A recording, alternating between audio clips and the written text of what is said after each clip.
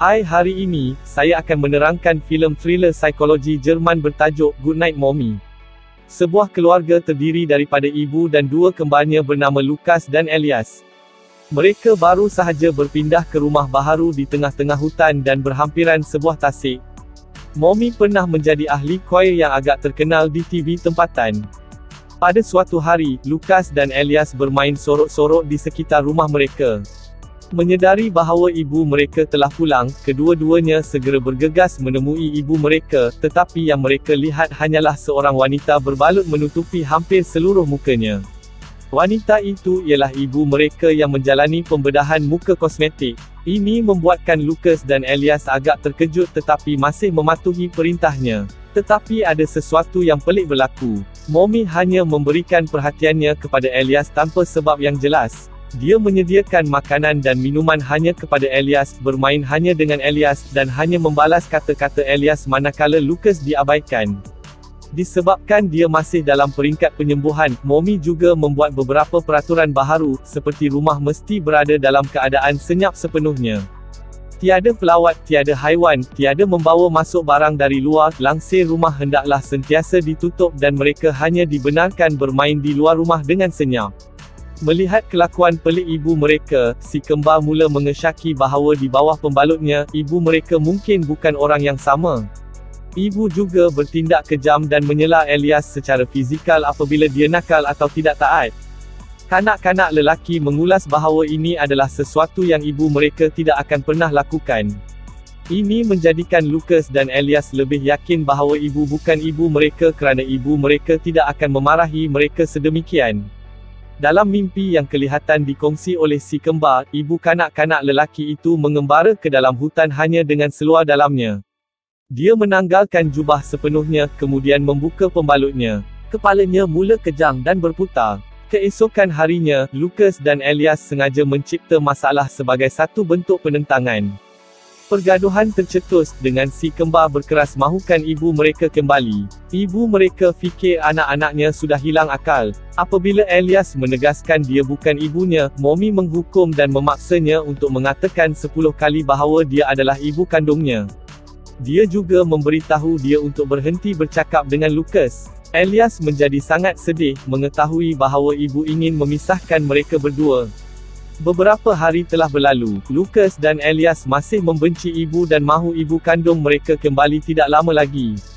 Nanti hari tu Mommy nak jumpa mereka berdua, dia menyatakan bahawa dia tidak marah lagi. Mommy segera masuk ke dalam bilik dengan wajah baharu yang tidak berbalut, tetapi Lukas dan Elias masih tidak pasti bahawa dia adalah ibunya, walaupun selepas membandingkannya dengan foto lama ibunya. Mommy memberikan bumerang sebagai bentuk permohonan maaf atas apa yang telah berlaku sebelum ini. Elias segera meminta izin ibu untuk bermain bumerang di luar rumah. Sebaik ibu membuka pintu belakang, anak-anak berlari menyelamatkan nyawa mereka. Mereka melarikan diri ke bandar dan akhirnya pergi ke sebuah gereja lama dan meminta imam. Paderi berjanji untuk memandu mereka ke balai polis untuk melaporkan penyamar yang menyamar sebagai ibu mereka, tetapi dia menipu mereka dan membawa mereka pulang ke rumah. Paderi meminta ibu menjelaskan, tetapi dia hanya bercakap secara samar-samar tentang bagaimana keadaan menjadi sukar sejak kemalangan dan perpisahan. Ibu kembali ke dalam tetapi tidak dapat menjumpai Elias atau Lukas di mana-mana sahaja. Dia akhirnya mengalah dan menangis sendiri sehingga tertidur. Pada malam yang sama, Lukas dan Elias melakukan sesuatu kepada ibu. Dia bangun pada waktu pagi dengan penglihatan kembarnya memakai topeng jembalang buatan sendiri dan kesedaran dia terikat ke katil. Si kembar telah mengikatnya, menjadikannya mustahil untuk dia melarikan diri. Pada masa itu, Lukas dan Elias mula bertanya tentang keberadaan ibu kandung mereka. Dia menegaskan bahawa dia adalah ibu mereka. Lukas dan Elias mula membandingkan foto ibu kandung mereka dengan ibu. Mereka bergaduh kerana Elias mula percaya bahawa ibu adalah ibu kandung mereka, manakala Lukas masih yakin bahawa ibu bukan ibu mereka. Apabila ibu bersendirian dengan Elias, ibu terus cuba meyakinkan Elias bahawa dia adalah ibu kandungnya dan memberitahu Elias supaya membebaskannya.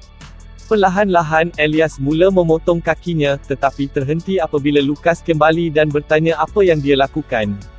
Dia menunjukkan bahawa tanda lahir muka ibu mudah hilang. Ibu memberitahu mereka bahawa mereka menanggalkannya dalam pembedahan. Elias tidak percaya dan menamparnya. Pada ketika itu, Lukas dan Elias bertanya sekali lagi tentang keberadaan ibunya sambil menyeksa ibu dengan cara yang sangat luar biasa. Penyeksaan yang mereka lakukan amat gila. Mommy diikat atas katil berhari-hari. Dia membasahkan katilnya. Si kembar membebaskannya seketika daripada belenggu untuk menukar peralatan tempat tidur. Mommy segera menggunakan peluang ini untuk melarikan diri. Bagaimanapun, si kembar telah memasang perangkap samar yang menyebabkan dia terjatuh, menyebabkan dia tidak sedarkan diri. Wanita itu bangun terpaku pada lantai ruang tamu. Elias mula membakar rumah untuk mendesaknya supaya memberitahu mereka perkara sebenar tentang ibu mereka. Ibu, dalam usaha terakhir untuk hidupnya, memberitahu Elias bahawa dia akan bermain bersama jika dia membebaskannya. Dia akan berpura-pura Lukas masih hidup, menyediakan sarapannya, apa sahaja yang dia mahu. Kemudian, dia dengan sebab menjelaskan kepada Elias bahawa kematian Lukas bukan salahnya dan dia merayu anaknya untuk membebaskannya, supaya mereka berdua dapat meneruskan daripada tragedi itu. Sekarang, disinilah segala-galanya didedahkan. Lukas telah mati. Lukas hanyalah halusinasi akibat gangguan identiti disosiatif, kerana Elias tidak dapat menerima kematian separuh lagi.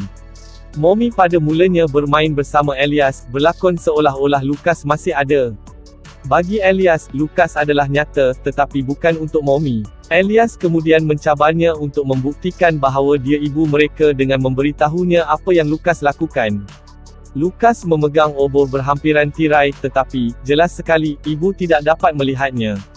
Elias percaya bahawa ibu kandungnya dapat melihat Lukas. Dia kemudian mengambil obor dari Lukas dan memasang tirai. Api meletup di ruang tamu. Tidak lama kemudian, ia menelan Mommy dalam api. Dia mati dengan kematian yang berapi-api.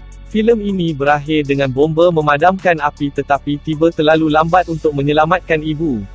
Shot akhir filem itu menunjukkan Elias dan Lukas berjalan melalui ladang jagung dan muncul bersama ibu mereka. Mereka bertiga tersenyum dan berpelukan. Dan itulah pengakhiran filem Goodnight Mommy. Sekarang, untuk penjelasan, wanita di dalam rumah ialah ibu sebenar. Dia bukan peniru dengan niat licik. Keluarga yang penuh kasih sayang dalam rumah yang indah telah musnah kerana perceraian dan kematian seorang anak lelaki. Apa yang ibu cuba lakukan ialah memulakan yang baharu, dan dia melakukan ini dengan menjalani pembedahan plastik. Sebagai sebahagian daripada permulaan baharu, Mommy juga menjual rumah lama dan berpindah ke tempat lain. Mommy pada mulanya bermain bersama Elias, berlakon seolah-olah Lukas masih ada.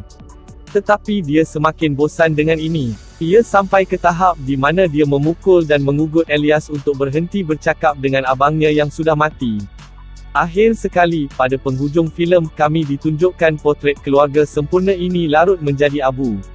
Jelas sekali bingkai ini merupakan gambaran ironis tentang bagaimana ia akan berlaku tanpa kemalangan yang meragut nyawa Lukas. Keberadaan Elias selepas kebakaran masih menjadi misteri. Sila subscribe untuk lebih banyak video seperti ini, sila hidupkan notis pemberitahuan dan tinggalkan like untuk membantu kami. Terima kasih kerana menonton.